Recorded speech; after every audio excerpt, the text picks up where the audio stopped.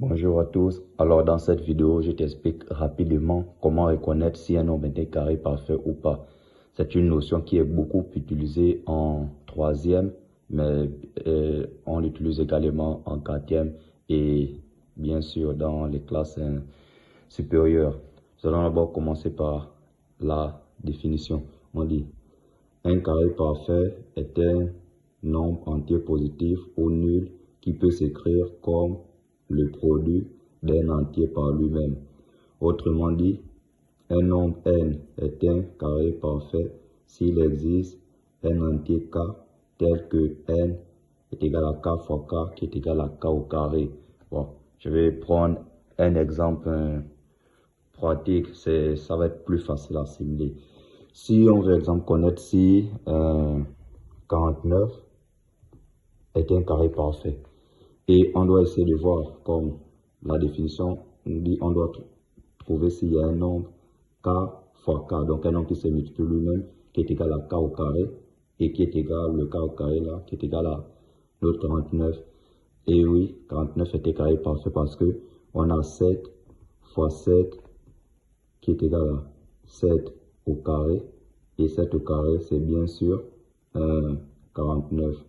Donc nous allons répondre que 49 est un carré parfait. Si on veut connaître si 64 est un carré parfait, on applique, c'est la même chose. 64 c'est 8 fois 8, on aura 8 multiplié par 8 et le résultat c'est 64.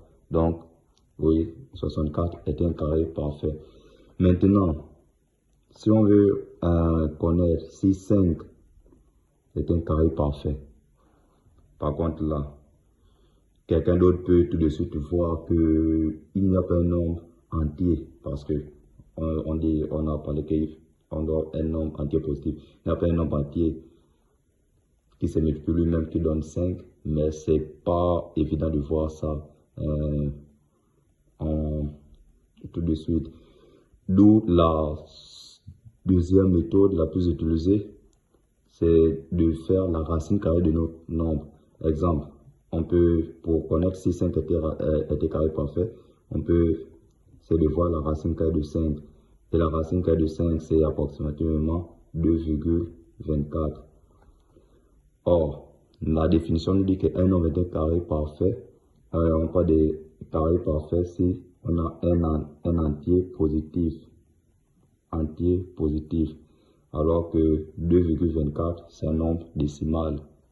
Donc, on va répondre que 5 n'est pas un carré parfait parce qu'il n'y a pas un nombre entier qui se multiplie lui-même qui est égal à 5.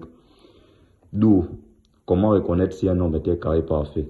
Pour reconnaître si un nombre est un carré parfait, on peut vérifier s'il y a un nombre, comme l'exemple que j'ai pris ici là, on peut encore prendre notre exemple 100. Pour connaître si c'est un carré parfait, première méthode, s'il y a un nombre qui se multiplie lui-même qui est égal à 100, et là on a